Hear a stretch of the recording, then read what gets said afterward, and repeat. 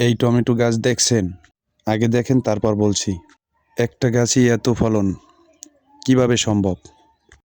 টমেটোর ভালো বাম্পার ফলন পেতে প্রথমে দরকার ভালো চারা, তারপরে ঝুরঝুরে মাটি, চারা রোপণের 10 দিন পরে জৈব সার আর পরিমিত রাসায়নিক সার দিলে গাছের গোড়া হয় শক্ত, গাছও হয় শক্ত।